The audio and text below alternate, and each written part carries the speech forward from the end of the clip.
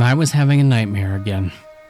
And once again, the nightmare seized me in its chilling grasp, constricting my consciousness with icy fingers. Amidst the dense shadows of the forest, my frantic steps echoed throughout the night's silence like a panicked drumbeat. Leaves crunched beneath my hurried feet, creating a symphony of sound that reverberated among the trees. Moonlight pierced the thick foliage, casting an eerie glow on the path ahead and painting haunting shadows on the forest floor. A primal terror gripped me as I fled, each shallow breath a struggle against the oppressive weight of fear. The twisting branches reached out like clawed hands, tearing at my naked and exposed skin, as if determined to drag me back into the nightmare's depths. Heart pounding, I raced onward, matching the frantic rhythm of my footsteps as I sought to outpace the unseen threat. Lost in darkness, I fled, consumed by the desperate need to elude the looming danger that threatened to consume my entire identity. And amidst it all, a nagging sense of déjà vu lingered. Hadn't this nightmare haunted me before? Do not run from me, Tyler. I will catch you in the end. It is inevitable. That voice. Whose voice was that? It sounded so familiar, but I couldn't place it. Was it my dad's? No. Dad had never said nor sounded anything like that before. Why would Dad be chasing me through the woods at night anyway? Save yourself the trouble, boy. Stop and meet your fate. I veered around a bend without thought, my feet sinking into the mirror with each desperate stride. Fatigue was starting to set in and my pace was waning, and the inevitable capture felt imminent. His thundering pursuit echoed behind me, a maniacal laughter driving my terror deeper, and yet I persisted. I was the rabbit fleeing from the fox, resigning to the eventual capture by clinging fiercely to the fleeting hope of prolonging my existence until the moment arrived. I saw a door appear before me, swing open to reveal a bedroom and a bed. It was my bed, but it was different somehow. The sheets weren't mine, they were satin and looked so smooth. And beneath those sheets were two pairs of eyes, Cheshire cats looking out for a mouse to eat. And I scrambled into the growing cave of those sheets as the beast roared in anger behind me. I threw the sheets over me as if they would provide some sort of protection, like the mindset of a child. I was rolling out of the cold woods and into a warm cocoon of velvet fog.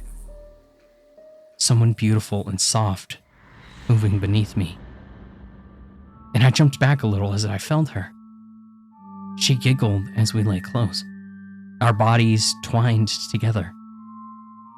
But that's when I discovered there was a second someone in my bed, and as my arms drew them both in close, I felt the hot brush of their breath across my ears, the honey they poured into my brain as I fell away from terror, and suddenly into pleasure. Don't move, just enjoy us, they invited, and I was ready to do just that. As the pair slid down my body and into the jungle of bedclothes beneath me, however, I began to realize that I was not dreaming. The velvet cocoon began to break, and as the soft space became my childhood bedroom, I realized I was awake. The morning light was falling across me, making my eyes hurt a little, but as I stretched, I felt parts of the dream remain. Certain parts of me were glad of this, but it did raise some troubling questions in my sleep-foggy brain. If I was awake, and someone was in my bed, then who was it? I whipped the covers back to find Victoria and Talia in something of a compromising position. I don't know where they had gotten the silky night things that they were wearing, Victoria's Secret most likely, but they clashed badly with my Hero Academia boxers that I had worn to bed, complete with my own quirk, which was coming out like a groundhog hoping not to see its shadow. They both smiled devilishly up at me, something that I was sure that they had a lot of practice at, as I tried to make sense of the whole situation. "What?" I started, and then looked around as I realized who would hear me as I started yelling. "What the hell are you doing in my bed?" Victoria ran a finger down something that was a lot happier to see her than I was, as she continued to try for innocence and just barely made it too coy. Whatever do you mean? You invited us over, don't you remember? "No," I said, shivering a little as it kept going. "I most certainly did not." He says these things, sister. Talia cut in. Like he wasn't having the most wonderful dream about us. How else do you think we got here, Mortician? You brought us here with your desire. They both scooted back a little as I put a pillow down over myself before they could turn it into their personal chew toy, because that was going to elicit sounds that I was definitely not going to be able to explain to my own mother. Great. Well, now I'm kicking you out with common sense. Get your clothes back on and get out of my house. Clothes? They seemed to ask each other, giggling wickedly. We didn't come with any clothes. We arrived as we are. Victoria finished. We haven't arrived at all yet. Talia added, softly, almost purring. No, that's not quite right. What do you mortals call it? We haven't come. Nope. No. No one is arriving or anything else.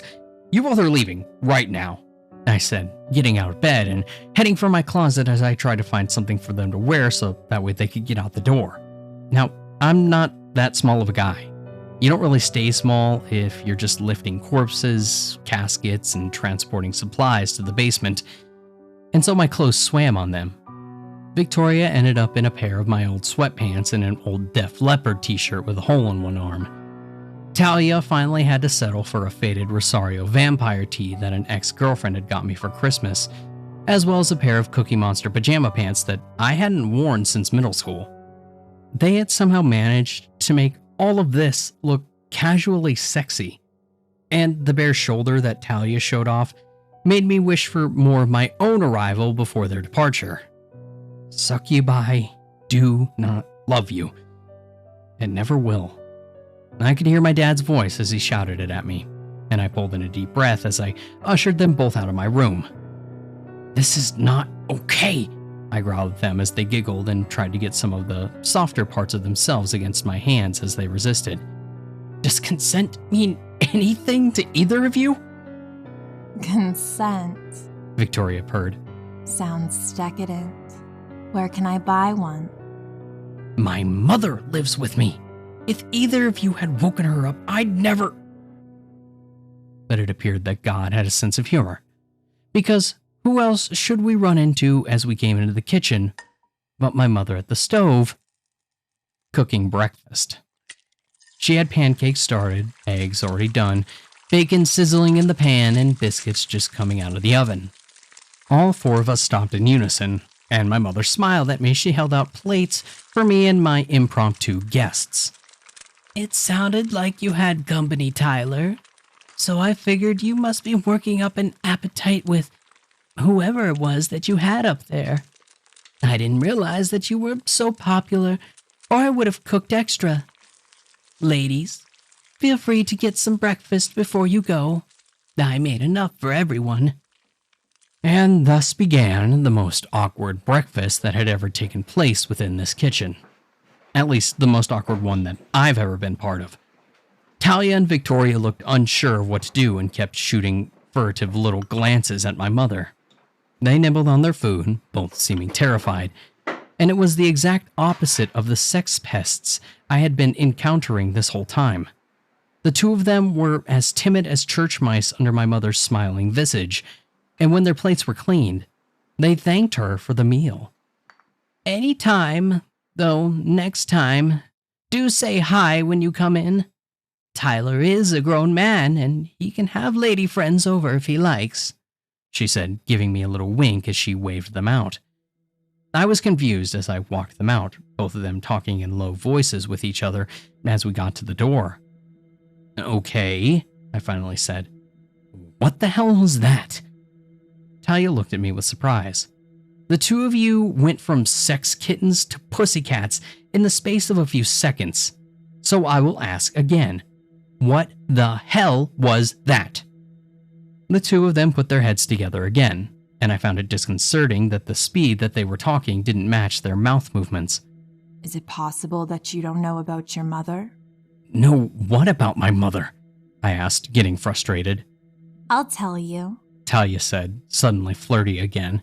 If you give me a baby and make me yours forever, that's cheating. Victoria hissed, grabbing her sister by the tail and yanking her out the door. Had we known that, she chewed over the best words. your mother was home, we wouldn't have tried such an overt tactic. Rest assured, though, we will break you, Mortician. We will break you, and you will love it. She kissed me on the nose, and the two of them went skipping down the stairs like a pair of mall rats off to go to Orange Julius and then hit up the Macy's. I said, shaking my head as I closed the door. One cold shower and some decent clothes later, I found my mom waiting for me in the kitchen. She was drinking tea, and it was pretty clear that she was waiting for me. Hey, sorry about that. I didn't know my friends were going to stop by unannounced like that.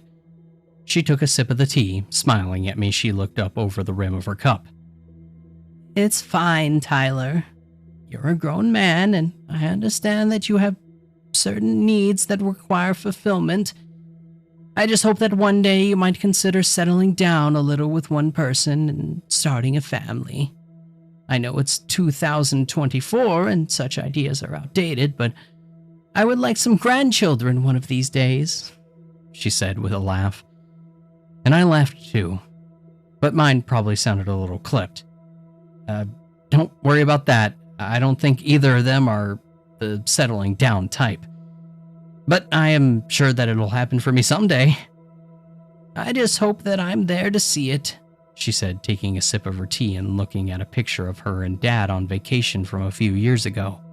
I had really thought that he'd be here longer. You never planned to spend your golden years alone. But it's hard when it's less of a possibility and more of a fact. If you find someone who makes you feel like you wouldn't mind waking up beside them every day, make sure you don't take it for granted. Tell them that you love them, and don't let a day be wasted without them, she said. And I turned away so I could wipe my eye, pollen and all. And I told her that I needed to go and run some errands. Of course. Don't let an old woman rambling hold you up. Be safe, and I will see you later. I love you, she said, waving me out as I headed for the door. After such a tumultuous start to my day, I was hoping for something to follow that was a little more peaceful. Life, however, is made of disappointment. My first stop was my appointment with Louie. I'd get the money, stop by the bank, deposit said money, pick up the flowers for Saturday's funeral, get back home, do some regular business, and hopefully have a nice dinner with my mother. And this would all happen, I hoped, with no succubi hijinks to drag out my day. I put Louie's address into my GPS and off I went. I had expected to find him in an office or maybe a bank, both places that dealt with this sort of thing. He would have to have somewhere to keep such vast stores of cash safely without fear of being robbed, and I assumed that he had a vault or a large safe on the premises. He'd probably be an older guy, someone in his golden years with a wealth of knowledge and pockets so deep for enough security. So when I pulled up outside the security booth at a large gated community, I was a little surprised. The guy behind the desk nodded when I gave him the address and told me to head in. He sounded as if this happened a lot, and the amount of respect that he put on the name led me to believe that I'd been right. So when the guy worked out of his house, there was nothing wrong with that. I mean, I worked out of my own house after all, and it didn't mean he didn't have some sort of security in his place. And when I pulled up outside the 3-bedroom ranch house, rechecking the address for a second time before getting out, My confusion made a return appearance.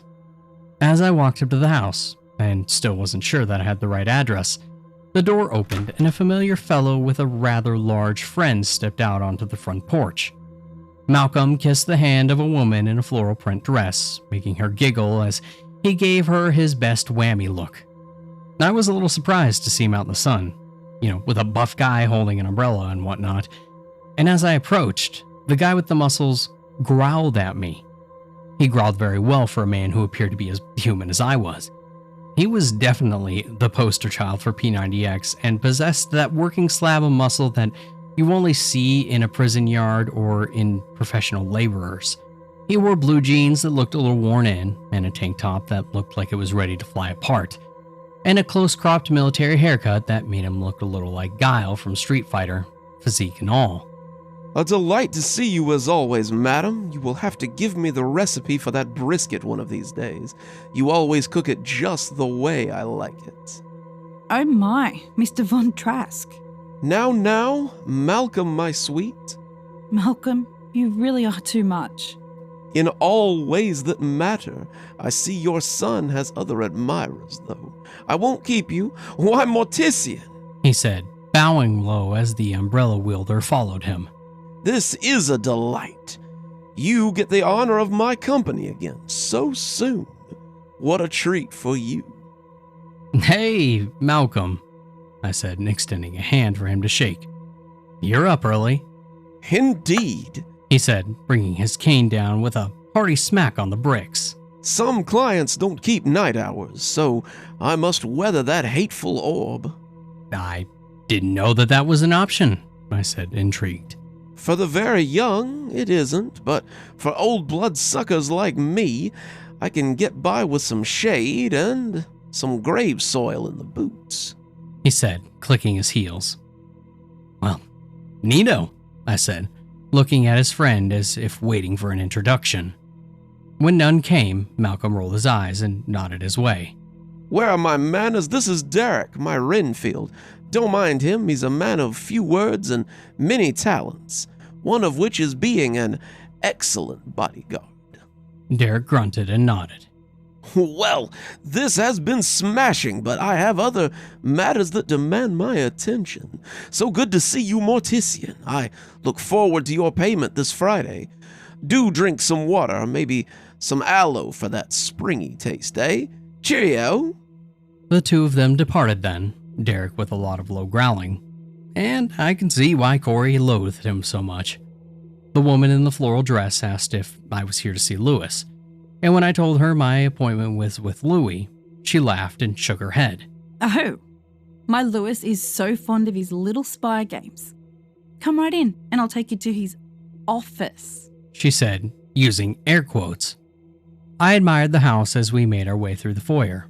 It was decorated in the latest for the 1980s and looked very well lived in. The wood paneling looked like it was cared for regularly, and the shag carpet was still lush and luxurious. There was a little kid part of me that wanted to lay down on the carpet and just see how soft it was. But I am a grown-up, so, I needed to hold myself in check. Mrs. Louie's mom, or whatever she was, led me to the door that looked very out of place right before the entrance to a sparkling white and black checkered kitchen. If you looked up clean enough to eat off the floor of in the dictionary, I'd imagine that you'd find this woman's kitchen right there, if not in the honorable mention section. Lewis, your little friend is here for a play date, she sing-songed down the stairs. There was a sound from downstairs like someone dropping something heavy before dashing up the steep basement steps. The door came open just about an inch and I got a look at a piggy face, a thinning hairline that ended in a greasy ponytail, and a pug nose that seemed in constant snort. He turned those little eyes on his mother, the cast growing dark before grumbling at her in a petulant manner. Mom, I already told you 1,000,000 times these are my clients. They pay me to handle matters for them. You'll insult them if you talk to them like that. She lifted her hands good-naturedly at him. Of course. I'm sorry, dear. You have fun at your little business meeting. Are you hungry, sweetie? She asked me suddenly. I can whip you up a sandwich or get you some of the brisket that the Count is so fond of. No thank you, ma'am. I had a big breakfast, Okay, you kids have fun. she said, bustling off towards the kitchen as the piggy little eyes refocused on me. You a cop? What? No, I'm a mortician. 'Cause I know how it works. You gotta tell me if you're a cop or it's entrapment. Well, I'm certainly not a cop, I said again, not bothering to correct him. He thought that over and then finally decided to open the door. Alright, come on in. He stood up to his full and rather respectable height as the door opened, and I was surprised to find that he was a completely normal person. I half expected him to be a little magical himself, like a dragon or a sphinx or something, but he was just a slightly taller than average guy with a larger than average gut. He wore cargo shorts, house shoes, and a bathrobe with no shirt on underneath.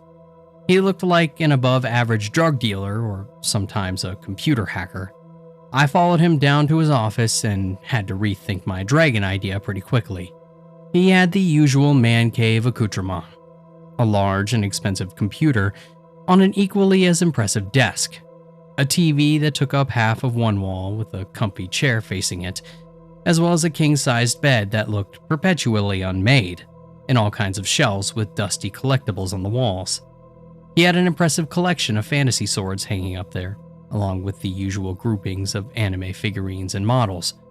An Australian and American flag hung on the wall, crossing one another, which might explain his mother's soothing accent. And finally, my eyes rested on a wall where I could see Andriel, Excalibur, and several replica lightsaber hilts. The rest of the floor looked to be full of trash, but that would only be to someone who wasn't a keen observer. I saw a large bronze helmet of denarii, a cauldron full of grubby brown coins, a popcorn bucket of sulfurions, a grocery bag of weird green money, and bags with various bones and teeth, gems, river rocks, horns, scales, and all kinds of other things that I was beginning to think what might be other creatures' different idea of money. Amongst it was also a collection of food bags, dog cups, and daily garbage that Louis would create just by existing. If the feds raided his house, they would recognize half of this, and they would think most of it was crap for a fantasy game or something. Whether intentional or not, Louis had created a perfect camouflage. Let me see what you got here. He said, taking my grocery bag and looking inside. He sniffed, taking out the sulfurions and counting them before tossing them in the bucket. He took the bag of denarii, weighed them between his hands, and then dumped them into the helmet. He did some calculations as he looked into the middle distance, and when he turned around, he had taken his phone out of his bathrobe. Alright, so at the current exchange rate, that comes to about 100 grand, minus my handling fee, brings you to about 92 grand. How do you want that? Wow, that was quick. You don't want to check your math or anything? He rolled his eyes. This your first time, so I won't be insulted, but I have a photographic memory. I never forget anything, unless I want to. I check the exchange every time I get a notification. I'm the best at what I do. I'm the only human who does what I do, to my knowledge. So when I tell you I'm sure, I'm sure. 2,600 denarii at a 29-to-1 exchange rate gives you 74,000. And 2,500 sulfurions at a 10-to-1 exchange rate gets you 25,000. We'll round up, which puts you at 100 grand. Minus my 10% puts you at 92,000. How do you want that? He held up his phone like he was asking for something, and when I answered cash, he pursed his lips like I just fed him a lemon. Word of advice. Invest in crypto. It's easier to move and it draws less attention. Cash incurs a 2% handling fee. That all right? I nodded. $88,000 sounded like more than I had seen in my entire life already. And to my absolute surprise, he lifted his mattress to reveal a box spring full of crisp, bound $100 bills. He counted them out, took them to his desk, counted them again, where I could see them, and then put them in a grocery bag that I had brought the rest in. I shouldn't have to tell you that under no circumstances should you take all this money to the bank, right? You'd set off a half a dozen alarms in various government agencies, and you'd have everything, including the corn in your colon, audited to hell and back. That's only if you were real lucky. I nodded, telling him that I understood, but I was glad that he had said it. Maybe I needed to go invest in a safe. So, if you don't mind me asking, why do you keep all that money in your mattress? He squinted at me like I was an absolute fool. Think, McFly, 'cause banks are a scam, just like mortgage and taxes. To the government, I have almost zero financial footprint. All my money is in offshore accounts, here or in currency they don't have a metric for. I'm easily one of the most successful money brokers in the country, but I claim less than 30 grand on my taxes last year. The less they know, the less they take. Bet you wonder why I don't have an office or car or any of the trappings of a successful person. 'Cause they're all leashes and collars that the government uses to tie you down. Plus, He added with a greasy grin. no federal agent is gonna look at my sweet innocent mother and think she has a clue of what's going on under her house. It's a perfect ruse. I have enough information and contacts that if the shit hits the fan, I'll be back on the streets with all this weird shells and strange bones in a matter of hours. I had to admit, it was an impressive claim if he could back it up. Damn, maybe I should leave some of this with you. You could probably put it at better use than I could. Louis nodded. Yeah, but I don't invest for first-timers. You bring me more weird shells and shiny dragon rocks, and we'll talk about me investing for you, like my dad used to do for your old man, He said with a wink. On my way up the stairs and out the front door, waving goodbye to Mrs. Louie's mom, I reflected that it appeared I wasn't the only one tied to a generational line of work. And as I left, I was in full seek and destroy mode. Flowers, layout, after-wake service menu, dinner with mom. Which is why I probably didn't notice the cop pulling in behind me. And when they flipped on their lights, I almost screamed in rage. What the hell was this for? I was doing 40 in a 45. My car was working perfectly fine. What the hell am I being pulled over for? Come on, man! I slid to the side of the road, and as the cop stepped out of the car, I realized my assessment had been wrong. What the hell did she want? License and registration. She said, her raven hair falling from beneath her helmet. I pulled them out and handed them to her, the sunglasses seemingly needless behind the visor of her motorcycle helmet. That was weird too.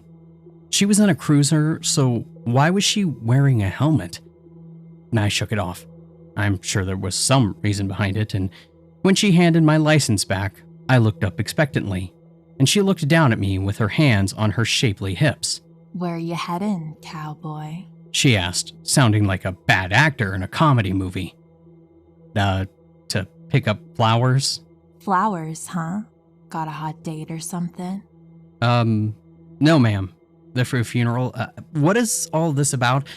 I don't think that I was speeding, You and sure do ask a lot of questions. she said, lifting the visor but keeping the sunglasses. Just so happens we have a kidnapping in the area with a vehicle that matches your description. Know anything about that? I started to tell her that I had no idea what she was talking about, but by that time, there came a sudden banging from inside the trunk of my car. We both glanced at each other, not sure what to do, and then suddenly, there was a gun in my face. Get your hands up and get out of the vehicle nice and slow. She calmly said, and with the barrel of her Glock looking like a cannon mouth. I came shakily out of the car, my whole body quivering. Look, I don't know what this is about, but I haven't... Shut up. Open that trunk right now. She now started yelling, the barrel still trained on me. Ma'am, I don't... Open that trunk before I put one in your leg on general principles, scumbag. I walked slowly along the side of the car, keeping my back to the officer as I got to the trunk. Something was thrashing around in there now, really squealing and moving, and I was afraid of what it would be when I came to open it. Had someone framed me? Had someone taken my car while I was at Louie's? I had been in there for maybe 10 minutes tops.